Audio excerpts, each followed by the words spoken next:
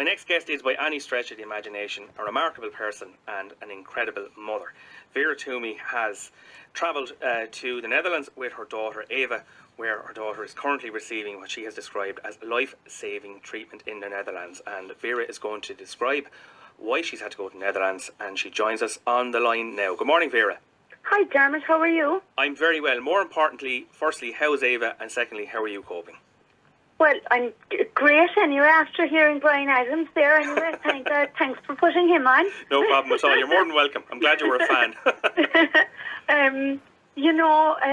Dermot, things are so good over in Holland for Eva.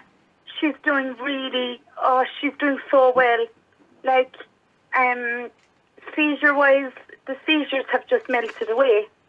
And we're just really, I suppose, like, we're just really getting to know Eva now as we should have been all along. You know, it's just been absolutely amazing. It's just been such a, it's been such a privilege to be there to see her improve over the time that we were there. She's achieved so much more, I think, than even I ever imagined that she could do. You know, like, the words are just flying out of her. Her balance, her appetite, her sleep. She's just so happy, you know. Now, we might explain to listeners, Vera, that Eva has a particular form, a very severe form of epilepsy. I believe it's called Dravet syndrome. You might just explain. Correct, yeah. I presume this was something that Eva was born with, Vera. Yeah, the Dravet syndrome or Dravet syndrome it's an intractable form of drug-resistant epilepsy. So it's very severe, and it is not controlled successfully with pharmaceutical medications. And over the years, you know, when Eva was diagnosed with her condition when she was 4 months old, and from then on, we would have, you know, tried all the pharmaceutical medications unsuccessfully. Dravet causes multiple seizures of all types. There would have been days where Eva could have had up to and over 20 tonic-clonic seizures a day, which would have been the big ones, the seizures that, if you're not familiar with epilepsy, that generally you would see on the television where someone falls to the ground and their limbs shake. And these seizures are catastrophic in terms of development. So Eva's development is severely delayed because of the seizures. And the seizures are so dangerous because, like, you could have Eva going into a seizure that could last maybe, 30 or 40 minutes. And the danger with it then is that you have oxygen deprivation to the brain, which causes brain damage. And if the child doesn't come out of the seizure, there is the possibility that they could pass away, you know. Vera, you might explain to listeners why you felt you've had no option but to go to the Netherlands to get this treatment for your daughter. Well, I suppose, I had, we're all Irish, aren't we? And I had hope, and, I had mass in what I thought the government and the people up there. I thought we started this our Change.org petition in October of 2015 and started trying to contact Simon Harris. And I thought that something could be done at home, At the beginning of this, it never, ever entered my mind that, we would have to leave our own country to get help. I thought that the government and the HSE wanted to help children or wanted to help families. So we wanted to present our case and explain that the pharmaceutical medications hadn't worked and that medical CBD and medical THC was effective for other children and adults with varying conditions. But over the course of the time, as you know, we didn't get the support from the government and the HSE that Eva deserved. And ongoing, Eva's seizures were continuing until in October 2016 she started the CBD oil, the Charlotte's Web oil, which we were getting from the hemp store in Capel Street in Dublin. And when that CBD oil was so effective. I mean, overall, you know, as I said, Ava could get over 20 tonic-clonic seizures in one day, but there's many other different types of seizures. So Ava could have had more than maybe 500 seizures or more than that every month. And the CBD was so effective in, reducing her seizures from last October that we realised that, like, this really works for our child. And the evidence is there to suggest that THC in combination with the CBD oil is very effective.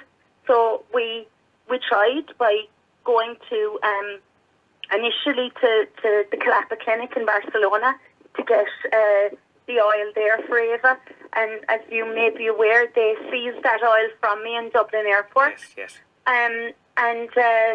You know, then we you know, it's been a journey. Like, we've been learning, like, all the time. And so when we investigated the options over in Holland, we felt that, you know, because the legislation which was put forward by Gino Kenny, because that legislation was being so frustrated, and because the HPRA report from the Health Products Regulatory Authority, when that was published, it wasn't, it wasn't a positive document in relation to the research that I would have done or the people that I would have spoke to about medical CBD and THC.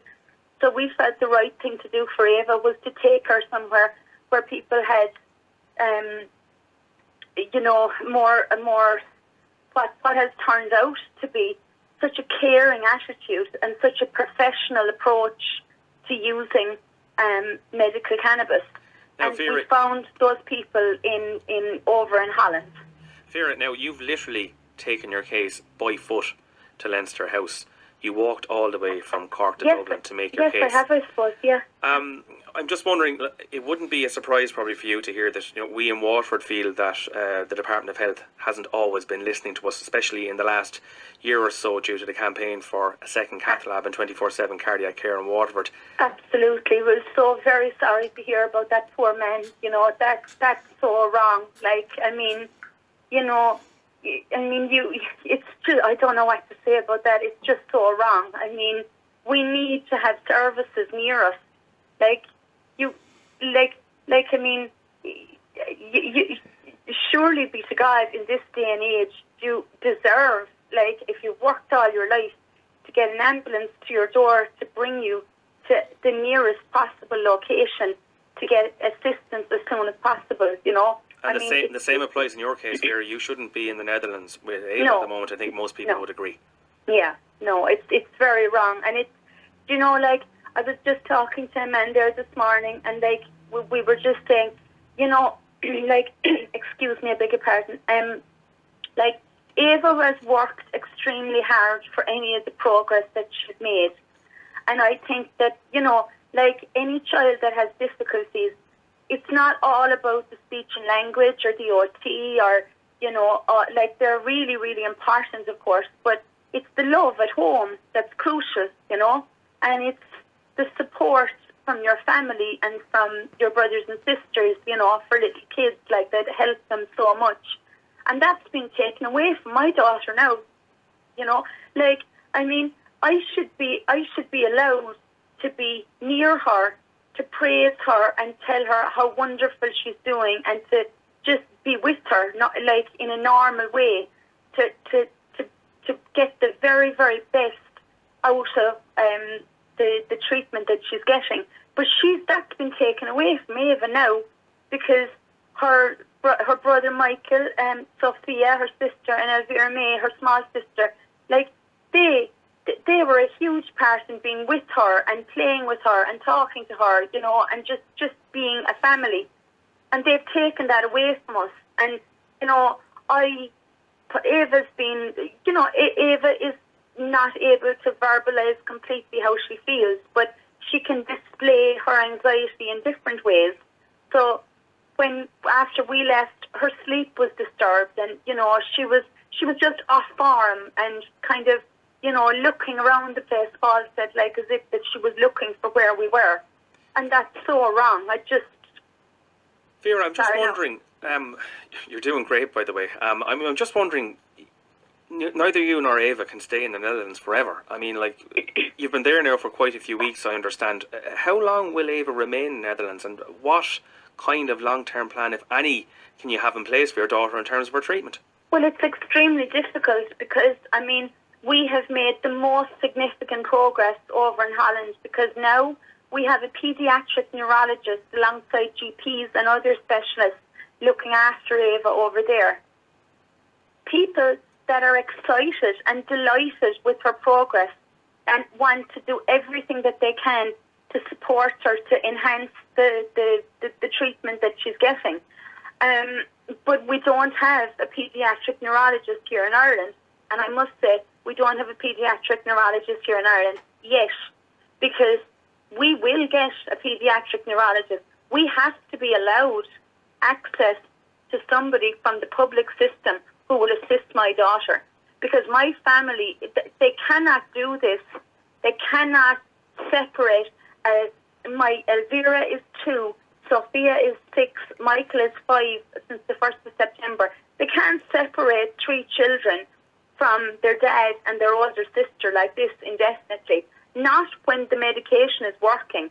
Not when people with the equivalent qualifications of the neurologists in Ireland are working with this child out in Holland and are praising the progress that she's making.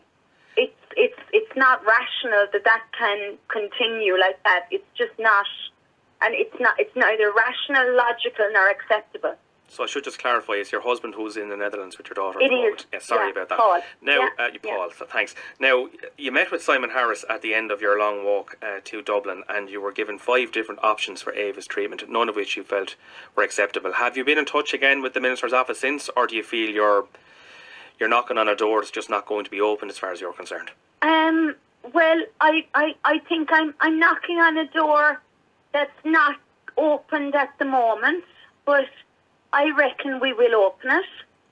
I think that the last direct correspondence or the last direct conversation that I had with Simon was actually at that night above in Dublin. I haven't had a phone call or direct conversation with Simon since then. There has been email correspondence from the HSE, but how could I put this politely? It hasn't been productive. Well, it's something that this programme, and I know both paid for local newspapers in Waterford are long associated with as well. We tend to get what you could describe as quite uninformative pieces of information from the HSE from time to time. Yeah. I do think it takes a great deal of talent when you maybe ask 2 or 3 questions and you get a response that's 5 or 6 paragraphs long, but doesn't answer any of the questions that you've asked, Now we've got, I should point out as well, Vera, that on Sunday evening there's going to be a fundraiser for Ava taking place in Katie Kierna's in Waterford, and we just got a call from Pauline here to ask how people in Waterford can help both you and your daughter. Well, gee, thanks, Pauline. I suppose Bernie Vaughan and a whole group of other great people down in Waterford are after organising this night of music for Ava in Kitty Kiernan's, and it's starting at 3. Is it at 3 or 3:30? And it's going on then late into the evening. So it'll be really, really great, like, if people could make it at some stage, to call in to see us. Like, it'll be super. Yeah. Just to confirm, Vera, it's starting at 3 o'clock. 3 o'clock. Yeah. I suppose the other thing is, as you're probably aware, we didn't get any funding whatsoever from the HSE or from the government to make this journey over to Holland for Ava. And we have just, like, oh my God, we've just been really humbled by the support that we've got from everybody via the GoFundMe page. So if anybody would like to make a contribution, we would appreciate it greatly to the GoFundMe page. And also, I got some help from a good friend of ours inside in Macroom, who suggested that sometimes people aren't too comfortable with making a donation via GoFundMe. So we have a bank account as well set up now for Ava, and there's details of that on the Facebook page if you just go down a few of the posts. And we're going to put a link on our Facebook page to that GoFundMe link as well, Vera, once we're off the air today.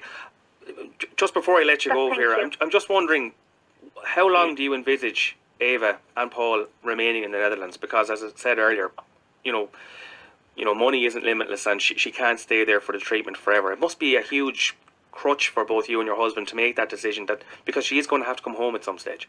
Oh God, like, it was hard. I mean, we went at the end of June because the lads were finished the school, and like we said, hopefully to God, like, we'd have made some progress by September. But our real progress has begun since we have established contact and support from the paediatric neurologist. So it appears to me that unfortunately it's going to be a number of months anyway that Ava will have to spend out there as well, while the report is being created that her progress can be monitored and so on. But it's so significant that we have somebody to monitor her progress. And then when that report is completed, I mean, it really is up to the people in the HSE and the neurologists in this country to accept that CBD and THC is working for our daughter and to allow us to bring our child home.